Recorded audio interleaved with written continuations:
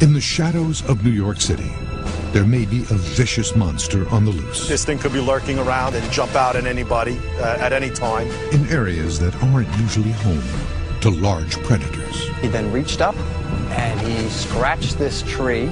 These beasts possess frightening strength and speed.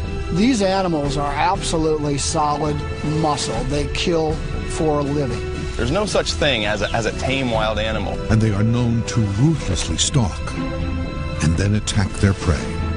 They can jump up and land on a roof. They're that powerful just from a standstill. He put his mouth here on my jaw and his upper fangs in the back of my neck. Monster Quest is searching for tigers in the suburbs. It's moving through the brush. Witnesses around the world report seeing monsters. Are they real or imaginary? Science searches for answers on Monster Quest. New York City, the financial capital of the world. More than 18 million people live in the metro area, making it one of the most populated places on Earth. But most of these people don't live in the canyons of Manhattan. Many live in the suburbs, in places with main streets, swimming pools, and playgrounds. And now something may be stalking these wooded suburbs. Stealthy hunters with a taste for flesh. This creature was much bigger than any domestic cat. When I saw him jump over the rock, he had a long tail. So he was a pretty massive cat. Eyewitnesses describe seeing large, muscular cats, 8 feet long and weighing as much as 130 pounds. They have rounded ears, long tails, and sharp, razor-like teeth that can tear apart flesh. Upstate New York's indigenous wild big cat population was eradicated in the early 20th century. Or so it was thought. My dad was like petrified.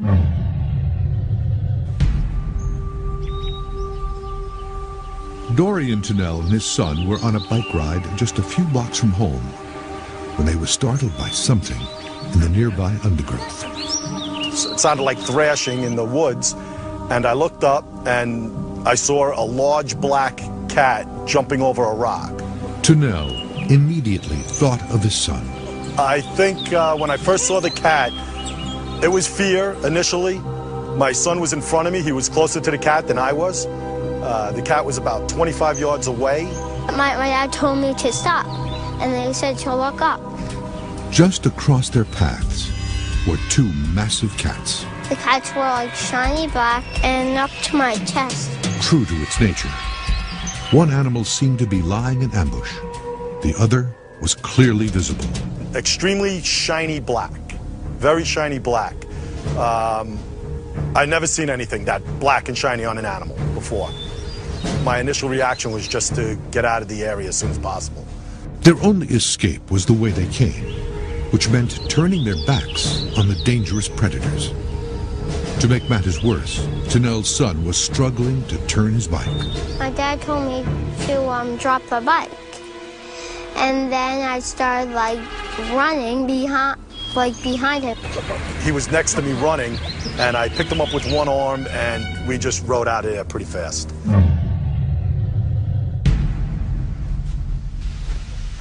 This sighting was one of more than a dozen that occurred in the area in just over a month, creating a wave of fear among locals. But most big cat experts remain skeptical of the reports of mysterious large cats in the Northeast. So on the east coast of the United States, really the only breeding population of wild cats would be the bobcats. Scott Lope, director of Big Cat Rescue, says the only big cats that ever lived in the area were mountain lions, also known as cougars, and they are not black. The only large cat population that ever existed in New York or that whole northeastern region would be the mountain lion or the cougar, and they were actually eradicated there by 1900. Lope suggests that misidentification is a more likely explanation. In all reality, I would lean more toward it being a black lab or just a large domestic black cat. Very, very hard to determine size from a distance. And when you're catching a glimpse of something, it's moving fast. It's usually at night or near dark, really tough conditions to tell how big something is. And you know, when you get the adrenaline going, you're very excited, it can be very misleading. There are only 2 black cat species similar in size to those seen by witnesses. The leopard, which isn't indigenous to North America and can only be seen in zoos, and the black jaguar, which is seen only in Central and South America. There are some 15,000 big cats kept in captivity in the U.S., and shockingly, only a small percentage are in accredited zoos.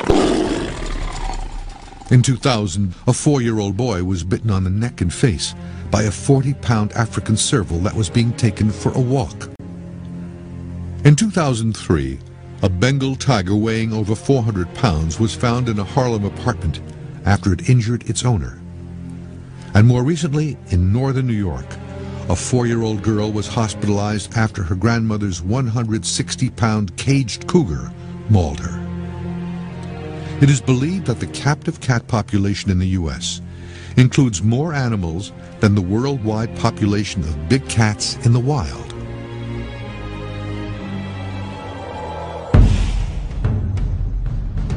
Now Monster Quest will launch an investigation into these reported cat sightings. They'll start the search in Palisades, New York, just north of New York City. Here the team will investigate this unknown predator, seen by witnesses. The expedition team includes mammal expert Dr. Esteban Sarmiento, professional tracker Mark Peterson, camera technology expert Jeremy Holden, and wildlife expert Dale Pearson. Yeah, they seem to see black, and I don't think it's because it's dusk or nighttime. Have you ever heard of a black mountain lion, a melanistic mountain? There's dark ones, but I think in broad daylight you'd expect them to see at least that it's a dark brown and not a black. Well, if it's a black cat, it's not a mountain lion. Plus, there haven't been a wild population, according to New York State, since the 1890s. Have the sightings been recent? The sightings in this area, it's recently, a day or two ago.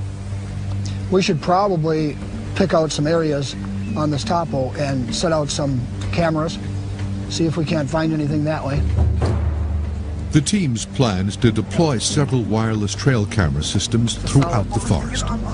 The cameras are motion sensitive and can be monitored remotely. When the camera detects movement, it wirelessly transmits an alert signal and a picture of the animal back to the base camp computer.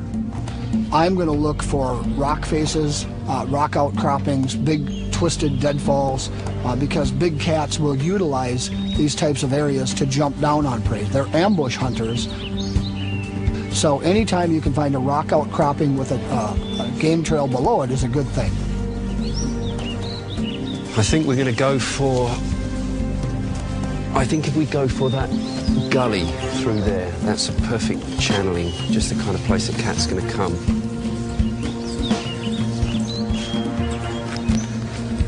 I'm just going to shine it right in the center of that gully. You're going to gain a lot of distance on that. To increase their chances of seeing the dark coloration of the cat, they install infrared LED lights. So I'm going to angle this with the same angle of view as the camera. Right. And then it will trigger the auxiliary light exactly the same time that this gets triggered. That's perfect. Perfect. A total of 4 cameras will be mounted. Yep.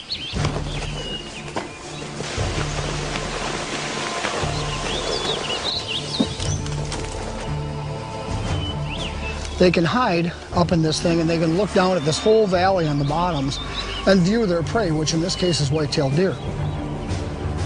It's also a great shelter. I've seen similar things in Israel with leopards. Also found evidence of cloudy leopards breeding in similar kind of places. Really? It's exactly the kind of place they'd rest up for sure. The thing about large cats, they need cover, they need a prey base. If those two things are there, then it's quite possible there could be large cats. That's perfect.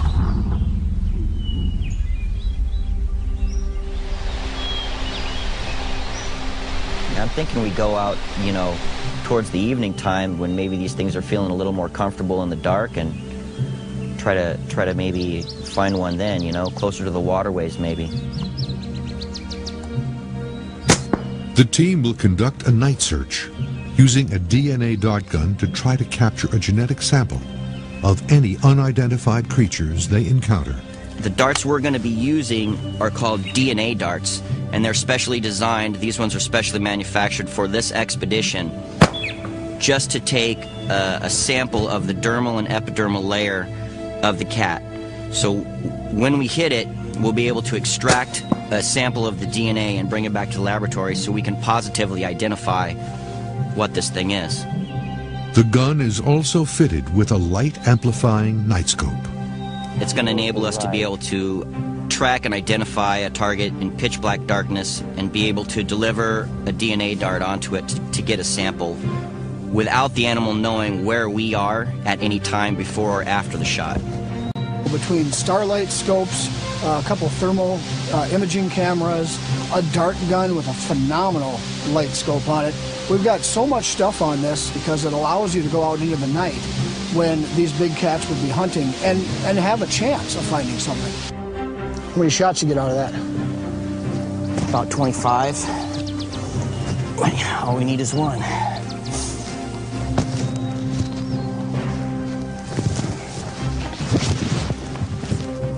Good? All right, let's do it. Let's go. While the rest of the team heads out to set up the cameras, Dr. Sarmiento is meeting a local researcher who has tracked the sightings. People living in the town are very scared, and they really want an explanation. They want to know what's out there. Cats have been known to pick up whether or not they are being stalked and then circle back and then actually stalk those who are stalking them. It is not long before Sarmiento hears a frightening story. It seems that the cats have been hunting in the area. There was a witness in Rockland Lake, just by the golf course, that witnessed 2 deer being chased across the fairway by one of these panther. New York State has an overabundance of white-tailed deer, a natural food source for a big cat.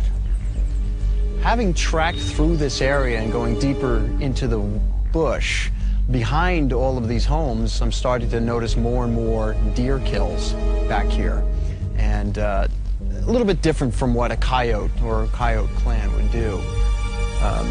These cats, they'll chase these deer and they'll get them, and they are actually used to carrying, if there's any threat of any other predator taking their game away, they'll drag these deer up into trees. Dr. Sarmiento continues to search, and it is not long before he is led to a strange track. Yeah, we got a compression shape, and the overall shape is round, and that's really significant when it comes to cats. Your domesticated cat all the way up to the lion. The mysterious cat tracks are next to some deer tracks, showing the relative size of the creature. And even though this deer track is significantly larger than a standard house cat, it is dwarfed by the size of this track. Dr. Sarmiento documents the tracks for later analysis. The evidence that I did find were of the tracks. Now, these particular tracks are truly unique to a large cat.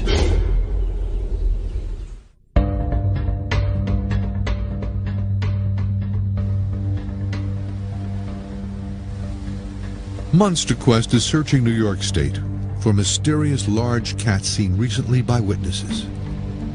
Nature and history say these sightings are not possible. These are creatures that should not exist here. The only large cat in the Western Hemisphere that is sometimes black in appearance is the jaguar. This cat's name comes from an Amazon tribal word that likely means the wild beast that overcomes its prey at a bound. U.S. ranchers who blame the jaguars for killing their livestock hunted them down. In the 1890s, these cats finally disappeared from America, although jaguars have recently been spotted in southern Arizona. Today, the mountain lion is the only large cat believed to inhabit the U.S.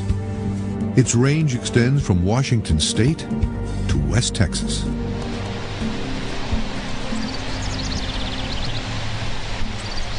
The exotic cats in the United States, they started out as circus animals or zoo animals. The history of exotic cats in America dates back to 1768, when the first leopard arrived from Africa. A local merchant sold tickets to see the huge cat. The ad in the New York Mercury stated, "Gentlemen and ladies may have a full yet safe view of the leopard, as he is well secured by a chain."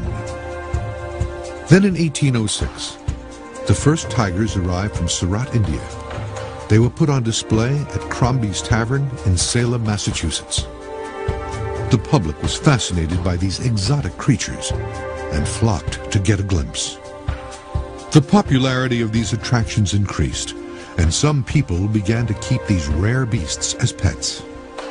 As humans, we're always looking for the next best thing, and as these animals breed and more people realize they can get them or keep them as pets, they just start to expand, and they're easy to get. Experts believe that the growth in big cat ownership has led to a frightening situation. Most of the statistics, or most of the experts, really believe that there's more tigers in captivity in the United States than there are left in the wild around the whole world. That's pretty sad. Many states have little or no regulation on the ownership of exotic cats. And when you talk about just the needs of the animal, as far as caging it, feeding it, housing it, for a 20-year commitment, it's easy to understand how people, either worried about their finances, liabilities, or their own safety, could want to get rid of this animal. Even more frightening is that the number of escapes and attacks are increasing. Tigers account for 50% of these attacks, lions for 15%, and cougars for 12%. There's no such thing as a tame wild animal. You're talking about an animal that started out as a fun, cute little cuddly baby, and everybody loved it, but it's going to grow into a huge predator, and it's going to be an animal that can basically kill you. And I thought he was playing, but he cut my arms. Don Blakeney learned his lesson the hard way. For 3.5 years, he raised pet cougars on his farm near Princeton, Minnesota. One day, as he was routinely cleaning their cages, Blakeney was attacked by one of his big cats. So as I walked from the feed pen back past the door, there was a little space between the door where he could get his arm through. And he did, and he tripped. The declawed cat wasn't able to kill him instantly. Instead, something worse happened. And I think that set off some kind of a feeling in him that he wanted to attack me, because I was down, I had my back to him, and he did. He came through the chain link door, and he busted the links off and busted right through the door. The cougar, weighing 230 pounds, bit down into his head with its 2-inch fangs. Every time I moved and yelled, I felt bones cracking in my jaw, and one time I felt the blood coming up in my eyes. It was hot blood, and so I just figured, you know, you got me, I'm dead. And I said to the Lord that I hope I did it right this time.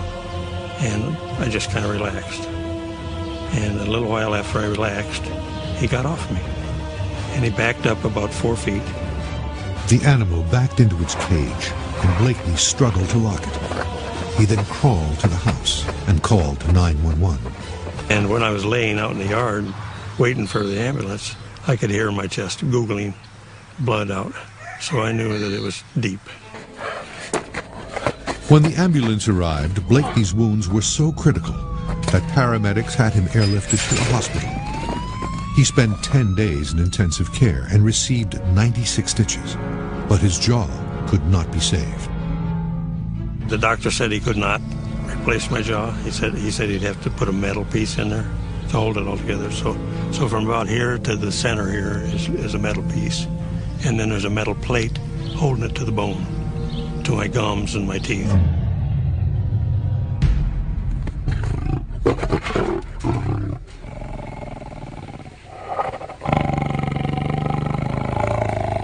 The number of exotic pets is on the rise in the United States, and some experts suspect that they have descended from an ever-decreasing gene pool. To test this theory, the science team will collect blood samples from tigers held in captivity across the United States. Then, DNA testing will be performed to determine if they are genetically linked. We actually were involved in the first genetic study of tigers. Brian Werner has been studying tiger genetics for more than a decade. He suggests that many captive big cats, which are kept as pets, are often inbred, leading to problems. Inbreeding can lead to a lot of different issues: cleft palates, birth defects, abnormal behavior, aggression, and those are the things that we really got to get concerned with. And one of the groups that we're concerned about are these alleged backyard breeders. These are people that get tigers, and they start off with one or two, and they decide they want a pair. And then they think they're going to make a lot of money selling tiger cubs. So they start breeding these animals. The problem is they have no history on them. The inbreeding of big cats may lead to far more aggressive animals, increasing the risk of deadly attacks. We're going to break that DNA material down, and we're going to test it. We're going to look at it, and we're going to compare it. What kind of tiger is it? How much related is it to each tiger that's already in the testing? The tests will identify the degree of inbreeding and the genetic abnormalities that could lead to increased aggression. The tiger today is having a root canal performed, and in that process we'll also go ahead and do a complete physical, and we'll draw some blood for the DNA testing. Once Werner collects all 30 samples, they will be sent to a behavioral geneticist who will create a profile of each animal and determine if inbreeding can be confirmed.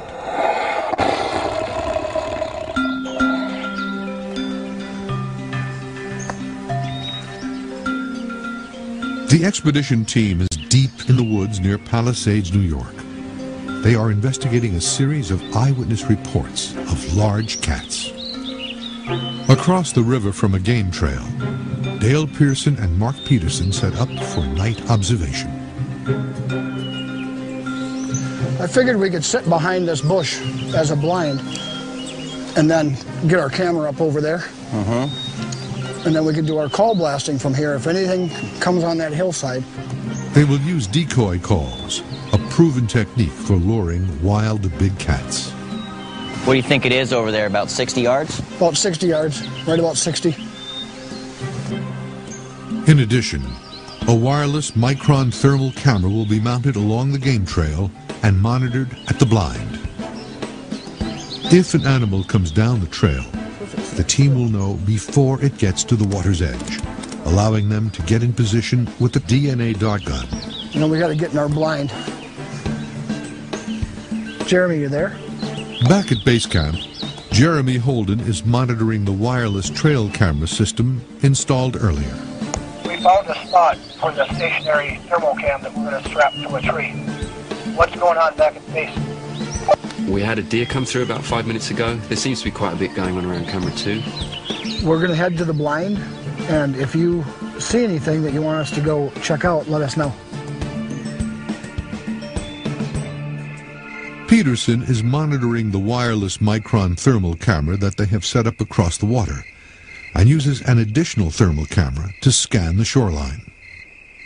I'm going to do a little calling, but I'm going to use a robin in distress first.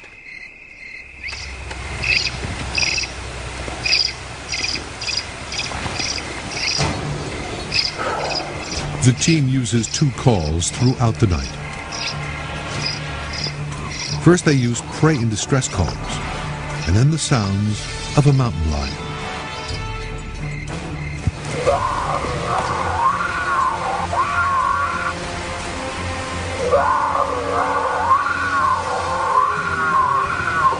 After several rounds of each call, there is movement across the lake. Just saw something. I saw a hot spot on the hill about 9 o'clock. We're at 11 o'clock. I just saw it go behind some brush. I can just see little pieces of orange. I can see it. Let's try to find a better vantage point. Let me get an angle on it. Let me see if I can get a different angle on it. It's moving through the brush.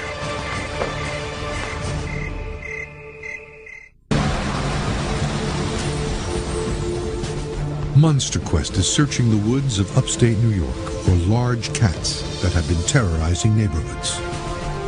If a population of wild big cats is allowed to breed, it may lead to the kind of vicious encounters that are occurring in other parts of the country. While multiple witnesses across New York have seen big cats, many experts doubt that a wild breeding population exists in the Northeast. The cats in New York that people reported seeing, you know, if they are a large black cat, very unlikely that they're a wild animal. Scott Loeb believes that people may be seeing an escaped pet. They would have to be an exotic cat that doesn't belong there. And again, I would lean more towards something that someone had turned loose or that it escaped. Loeb says that in New York State alone, there are more than 103 registered big cats, and many more that are undocumented. These are animals that start out fun when they're a cub, and they grow up to be deadly predators. And the simple fact is that these animals kill things bigger than humans, and that's what they do for a living. So they are always dangerous, no matter who says they're tame, or no matter who says it's safe.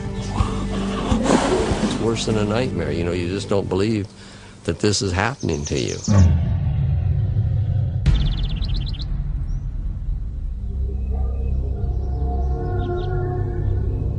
Avid hikers Jim and Nell Ham were on their daily hike in Northern California when a cougar suddenly leapt out of the woods and attacked. I went down. Then he ripped the top of my scalp off. I must have screamed out. We've been married almost 50 years, and I've never heard that kind of sound come from him. And I turned around, and he was on the ground with the lion on top of him, and it had a hold of Jim by the head. And I'm on my face in the dirt, and then she's yelling at me to fight, Jim, fight. Nell jumped in to try to help her husband. She tried to stab the animal in the eye with a pen, but the pen nearly broke off. Then it shook its head and it tore all this up. Split it up on both tops and bottoms, tore it loose inside. Then it went right back onto my head. Nell found a log nearby and struck the cat with it repeatedly until the animal let go. The wounded couple limped to the nearest road to try to find help. I don't think about the lion when I go to bed. I don't wake up seeing the lion anymore. I've gotten that over with. But it was very traumatic because there was such an amount of time of thinking that I'm going to be dead and being torn apart in the process. While big cats are aggressive by nature, some experts believe that captive cats may be even more aggressive. One theory is that inbreeding of captive animals is causing behavioral abnormalities, making them even more dangerous than their wild cousins. The question we're asking is, you know, in the general population, how much inbreeding there is. The Monster Quest science team is analyzing captive tiger DNA to create a genetic profile of 30 animals. These profiles will be compared to the DNA of wild tigers for any differences. A behavioral geneticist is somebody who studies animal or human behavior and tries to find the genetic reasons for the behavior occurring or the genetic effects of that behavior. The process is simple, but time-consuming. When we get a group of samples, what we first have to do is find the DNA, get that out of the cells. We then take the DNA and we process it so that we can read it, so that we can come up with a pattern. We come up with a barcode per individual, and we look at the similarities between the barcode. In smaller populations, there will be less genetic diversity. This means that the animal has a higher chance of inheriting damaged or defective genes. These tests have been used in wildlife conservation to study how inbreeding can be detrimental to an already small wild population. If you increase inbreeding, you increase the chances of having some genetic disorder take over the population.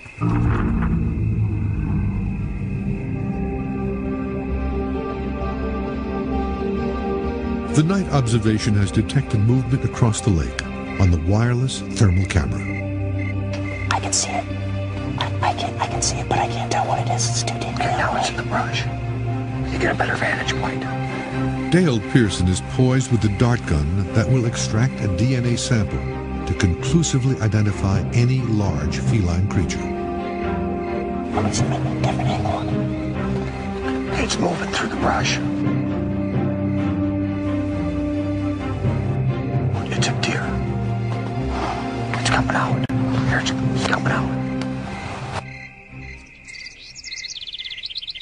Daybreak brings fresh proof from the trail cameras of a food source sufficient to support a large cat. We've actually had a lot of movement on this camera, so it seems to be a good area for deer. But it's a nice shot. And what it does show is there's a good prey base here. The team discusses their next move. That was really encouraging last night. We got a load of deer on the Buckeyes. Yeah, a lot of prey over there, so if we could find a way to get on the water somehow, maybe we can, I don't know, move along that bank kind of quietly. Yeah, you could try with a canoe maybe. We could use the night scope from the canoe. Yep. When you're gliding down the river quietly, you can surprise things, and it's how jaguars are often seen in South America, so it's a good approach to try and surprise a cat as well here. The team sets out again, this time hoping to sight the cat by scanning the undergrowth from the river. Yeah, this looks like a good spot right here. Monster Quest is searching in the Northeast for large cats that have struck fear into the local community.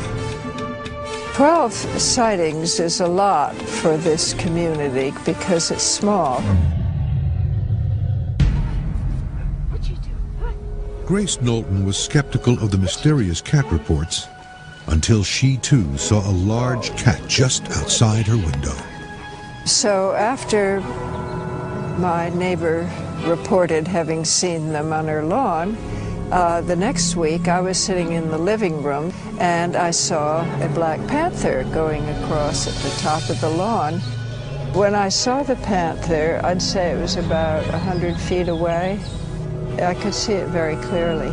This creature was much bigger than any domestic cat. The size was very different. It was much bigger. The way the panther walked was a slight crouch and a long tail that went out and curled up at the end. Pitch black and shiny coat. Then, a few nights later, the cats came back. I woke up in the middle of the night, the dogs barking to be let out. So I let them out.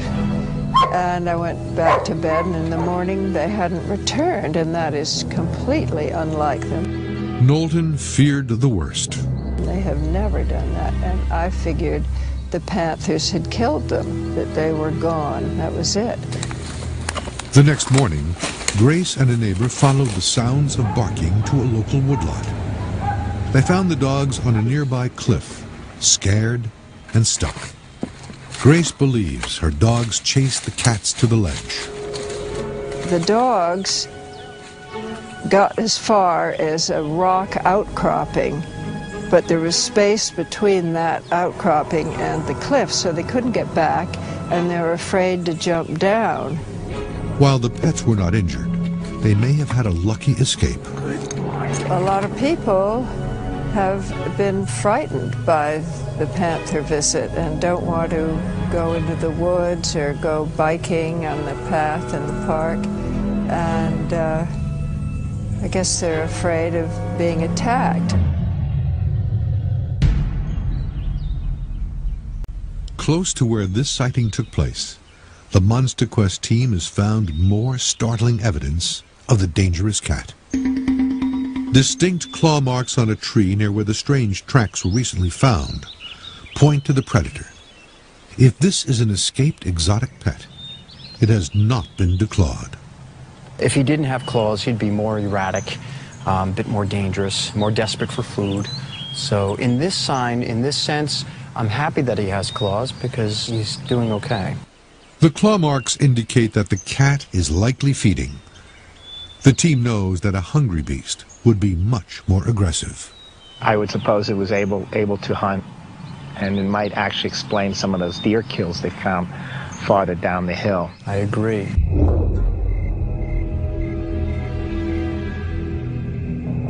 The tracks and claw marks are evidence that there is a large predator in the area. The team has decided to sneak along the river so it can observe both banks of the waterway with stealth and silence. Holden remains at base camp monitoring the wireless trail camera system. He will alert the team if the cats are spotted. It's tonight we've got a few things that have turned up in camera 1, actually. Seems to have the most activity at the moment. We've got a strange image of a squirrel, and we've got a couple of nice shots of a raccoon, but no cats. There is no light left on the river as Dale and Mark wait. Our stream is getting considerably narrower here. Yeah, it is. It's starting to look a lot better though, too. These hills are coming down real nicely. The team is seeing more game trails, and they are near the trail camera that was active with deer the night before. Now we're getting into some good stuff. Dale spots something through his scope, but it is deep in the underbrush. Dale, you want to go check that out? Yeah, bring me in. Bring me in. All right.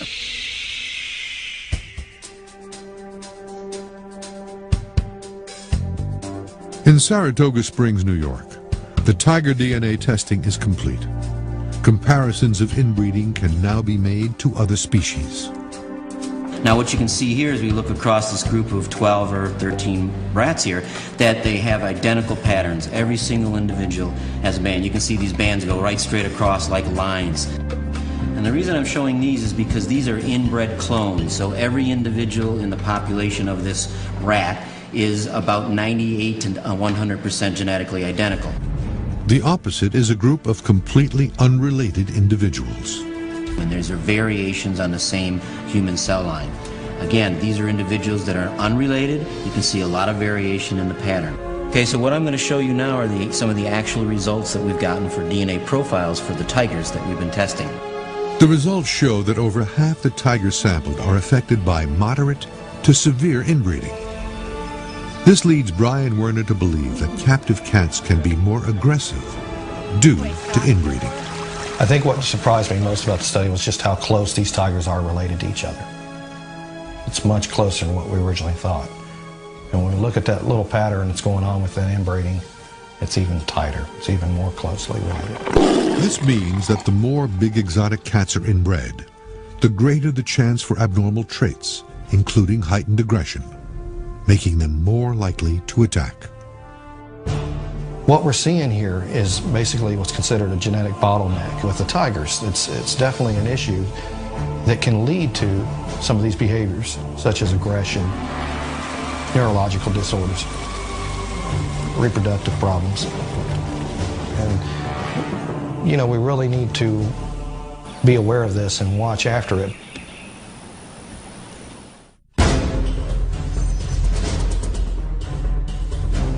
Monster Quest is searching for large black cats that have been spotted in upstate New York. Eyewitnesses report coming face to face with black cats prowling suburban communities. This father and his son encountered the creatures in a New York state park. This woman saw 2 cats matching the description in her own backyard.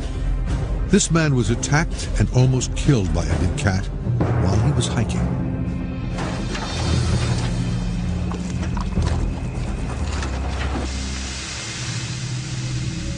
The expedition team's night searches resulted in a sighting of something unknown. While Dale Pearson gets in position, Mark Peterson scans the area with a thermal camera. I got a hot spot about 3/4 of the way up the hill. It's in the brush. I don't know what it is. Can you see it? I'm going to go in right now. Check out. Hold on. Yeah, I see it. Even with their sensitive thermal camera, the dense undergrowth means that the animal is difficult to identify. What they have seen is most likely a small forest animal, such as a bobcat.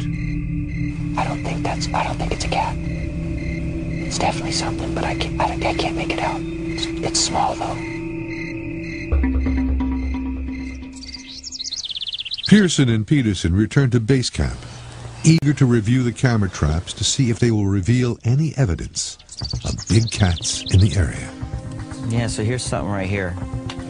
I think that's something right there. Yeah, there it goes. It just bounded off. It's hard to tell what it is. On the thermals. Look at this. Yeah, look at this.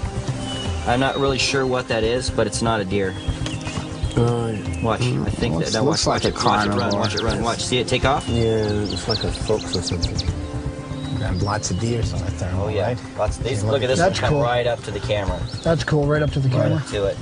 We got a lot of pictures too. We had a number of buckeyes out, and we got a ton of shots. Mostly. A lot of deer. Yeah, plenty of deer. I'll tell you what, if there was cats in the area, they have to be hunting here. Yeah. That is prime cat habitat right there. The cameras picked up deer, raccoon, squirrels, and lynx. Basically a lot of prey items. A lot of prey. A lot of prey items. Now we got no black panthers. How about bears? Dr. Esteban Sarmiento has studied all the evidence collected, including the tracks and scratch marks, and discusses the results with the group. Well, we had plenty of signs back in town. You know, there was some pretty good tracks. And you got tracks in town? Yeah, we got some pretty good tracks. And clear tracks? Also, yeah, they're clear. Definitely cats? They're definitely a large cat. And we got some claw marks. The most revealing pieces of evidence are the tracks. The team concludes that the prints are too small to be of a tiger or a jaguar. However, they match the size of a leopard, which can be black, and is similar to the eyewitness accounts. So we got prints, claw marks, tracks, plenty of food, great habitat, and lots of eyewitness reports. Fresh, recent eyewitness reports too. So there's no doubt that they exist. That's the hard part to dispute, is all those people talking about seeing it. Yep. Yep. What do you think? What do you think it potentially is? Wild animal, or because it's next to town, you think it's domesticated? I think the most likely candidate here would be Asian or African leopard, which very often show black morphs, the melanistic morph. As for jaguar, probably less likely. This is more of a jungle animal. But I can just picture where someone has an animal that they're not qualified to have, and it's gotten out, and they don't want to tell anybody, and now we're to this situation right here. And I think that's what's happened here.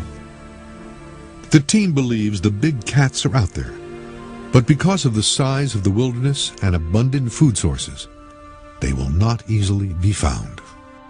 There is no real reason why they could not survive in this area and breed and really impact the wildlife that exists in northeastern United States.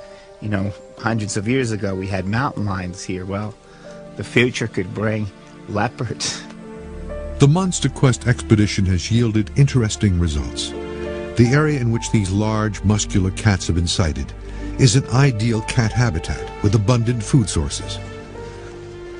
Tracks discovered at the location of the sightings are from a large cat, likely a leopard, that may still be at large. And the science team has confirmed that the captive population of large cats in North America is highly inbred, and this could possibly increase the chances of violent attacks. You don't really think of two cats being, 20 miles away from New York City running around in the Palisades is actually true.